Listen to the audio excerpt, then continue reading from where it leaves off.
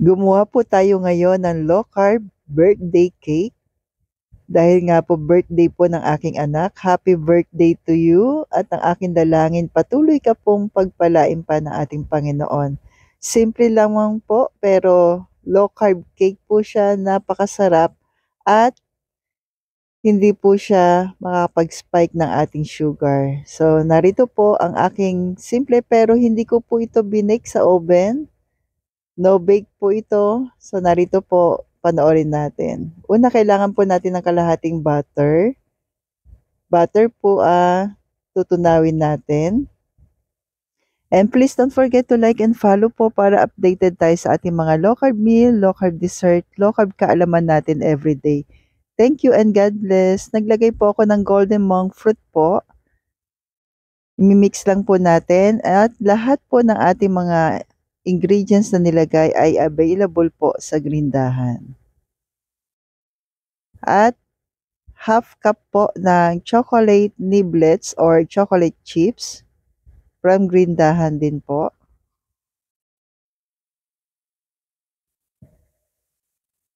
Then half cup po ng unsweetened cocoa.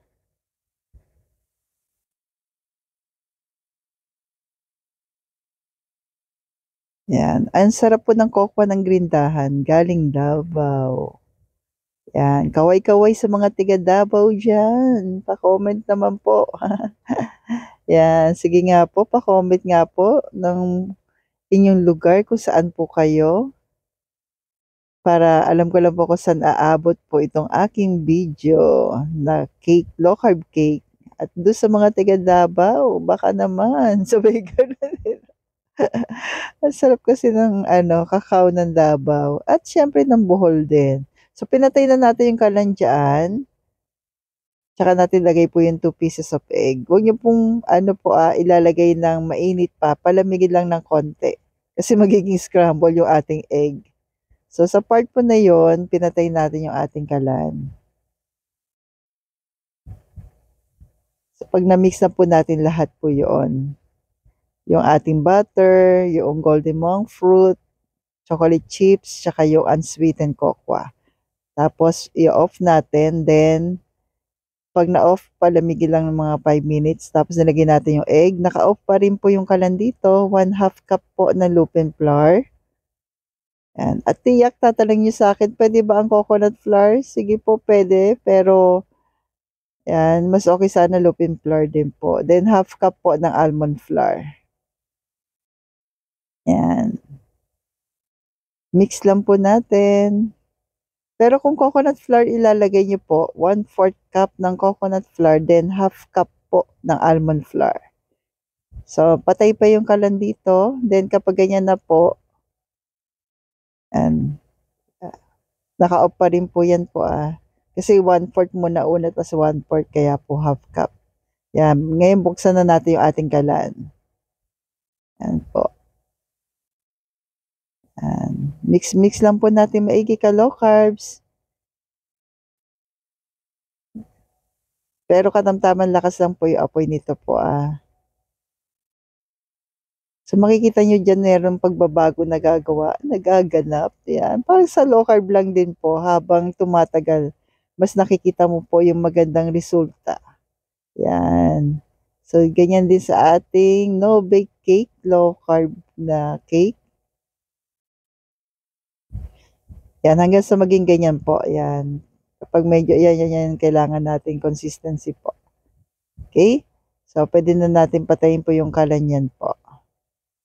Kapag ganyan na. Okay? Then, isalin na po natin. So, depende na po sa available nyo po dyan. Ito po yung sa akin. Ipaplat lang po natin. So, dito kasi dinahandahan ko na po ka-low carbs yung pag natin ng video kasi nga po yung suggestion ng iba masyado daw akong mabilis. Sorry naman po, ka-low carb. So, yan ipaplat lang po natin po. Kaya ngayon, dadadahanin natin po. Yan. Ito yung magiging kalalabasan po kapag lupin flour tsaka almond flour. Yan. Kasi madalas may nagtatanong sa akin kung pwede ba. Okay, yung coconut flour. So, pinalamig muna natin. Ito naman po ang peanut butter ng Grindahan. 1/4 cup. Ito yung pangalawang base naman. 1/4 cup po yan. Hazelnut po ito, pero pwede naman kahit anong flavor po. Kasi meron pa sila ibang flavor nito. Then, half cup po ng almond flour. Yan. At kung tatanungin uli ako, pwede po bang coconut flour? Sorry po, dito sa part na ito, almond flour po talaga siya ang gagamitin natin. So, si peanut butter. Ngayon, kung halimbawa homemade peanut butter, pwede ba? Yes, pwede naman po. Kasi di ba may recipe na po ko niya ng low carb butter. So, meron po niyan. Pwede po. Yun nga lang, mas stick po yun, mas malapot. So, 1/4 cup ng homemade peanut butter and 1/4 cup po ng almond flour. Yan. Kapag kayong homemade. So, after palamigin yung ating brownies, actually brownies po yun. No big brownies. Then ito na po, ilalagay natin sa ibabaw naman. Yung ating peanut naman po na may almond flour. And ipaplat mo lang din uli ka low carbs. At kung umabot ka po sa part na ito po, yan, gaano ka na po katagal na naglo-low carb? Para alam ko lang din yung aking followers ba ay matatagal na or mga bago pa lamang po. Para po mas magkatulungan tayo. Kasi the more na mas nakikilala ko po kayo na bago pa lang po ako sa paglo-low carb din. So yung mga gagawin natin mga recipe sa susunod, kung mas marami talaga yung bago, pambaguhan po yung ating mga gagawin. And actually, pagka nasa healing process po, actually hindi namin din sinasuggest po ito. Pero kung halimbawa katulad niya special occasion, pwede naman po, pero po, maliit lang na slice. Yan. So, yung aking anak po ay walang sakit. Talagang gusto lang niya mag-low carb. Yung una nga ayaw pa niya talaga mag-low carb, pero hindi ko po siya pinilit ha. Yan, siya po talaga nag-decide. Tapos tinanong ko siya, bakit gusto mo mag-low carb? Sabi ko sa kanya. Sabi niya, kasi naririnig kita, mami. Wow, sabi ko, na-touch naman ako doon.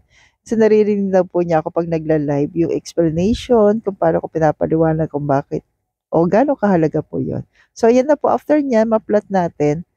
Takpan natin, lagay natin sa freezer ng 1 hour. Gawa po tayo ng ganache. Yung palagay natin sa ibabaw. Half cup po ng all-purpose cream. 2 tablespoon po ng stevia erythritol. Stevia erythritol po ng Grindahan. 2 tablespoon po ng unsweetened cocoa. Doon sa stevia po kasi, may mga stevia na bibili sa grocery na mayroong maltodextrin. So, yung maltodextrin po ay nakakapag-spike din ng sugar. Yan.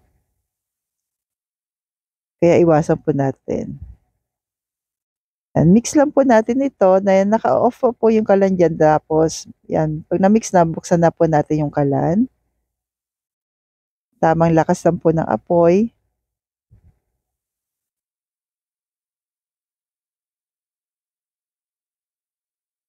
Yan, mix-mix lang po natin ka-low carbs. So, bakit ko ba lagi sinasabi sa inyo na sa Cheddar's Grindahan? Kasi una-una po, yan po yung ginagamit ko po. Mas panatag po ang loob ko po kapag ang gagamitin nyo po ay doon din sana. Pero kung meron naman kayong binibilhan na po, it's okay. Wala namang problema. Basta pakicheck lagi ang ingredients. Yan po. So, mix-mix lang natin ito ka-low carbs. Yan, hanggang sa maging ganyan consistency. Ay, nabobolol na naman. Yan. Early in the morning pa lang po kasi. Time check ay 5 a.m. habang nag-record po ako. Katatapos ko lang mag-devotion. So, yan. Then, patayin na po natin yung kalan. Then, add na po natin yung butter. 1 tablespoon of butter po. Yan. Mix lang natin maigi po. Ang sarap niyang ka-low carbs. Pwede rin sa pancake. Sa totoo lang, pwede rin siya sa pancake po natin. Yan. Then, lagay na po natin. Yan. Nakuha ko na siya sa freezer. Then, Lagay na po natin yung ating ganache. So, itong ating ganache, ano 'to, maraming gamit po ito. Puwede yan sa mga pancake, puwede rin naman po yan sa, minsan pinagpapalaman ko sa pandesal, pero isang piraso lang pandesal na low carb pandesal. Mahilig lang po talaga ako sa sweet, sa chocolate, pero siyempre kailangan self-control din tayo. Yan. So, after natin mailagay yan sa ibabaw, nilagyan ko po yan ng cacao nibs po. Yan, pure cacao din to from Green Dahan. And yan po yung aking toppings. Pwede rin naman chocolate chips. Yan. So, kayo na pong bahala kung anong gusto niyo pong toppings. Pwede naman ding almond. So, nasa inyo po. Yun nga lang kasi may peanut butter na kaya mas gusto ko pa rin yung pure cacao na nibs. And 1 hour po ulit sa freezer. At ito yung kanya magiging kalalabasan.